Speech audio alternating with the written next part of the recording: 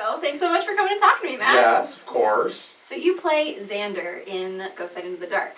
And one thing that's really interesting about Zander is we kind of get a glimpse of who he is. He's this ghost site teen, but we don't really know a whole lot about him. Now, without any spoilers for the second one, can you tell me kind of how you see your character evolving emotionally in the what do you think some of his motivations are? Yeah, so like I don't really know much about Xander because I haven't read the comics or anything, but I guess what I was told, the direction that I was told was that you're just kind of an angsty teenager who won't be let out to go do what he wants kind of thing. So like I feel like Xander is someone who has a lot of like motivation to help and wants to help because he's the one that they're all trying to protect and he feels like he can't do anything to help any of them.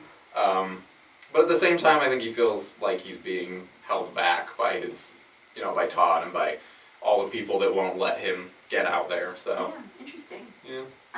What do you think the process was? Well, you probably know, so it's not really think, but what was the process for you of getting involved with Ghost Site? How did the director approach you? Pretty much. I don't remember entirely because it was like a year ago that I was approached for it. But I know Ethan came to me and was like, "Hey, I'm doing this." That he explained it all to me, and he said that there was a character who was essentially just a sarcastic teenager, and he was like, "I feel like you could do that really well," and I was like, "Yeah, that's just me." So I just kind of was like, "Sure, yeah, I've had some experience with acting, quote unquote, but like never really done anything on this scale." So it was interesting. It was fun. One thing that's really interesting about Xander is he brings a little bit of levity to this really kind of dark situation where there's like everybody's dying and these people are fighting against each other, these warring factions, and then there's this like evil centuries-old witch, right? Yeah. So how do you think your character, do you think that's something that's going to continue on as just like a part of who Xander is that he just approaches things with a little bit of humor?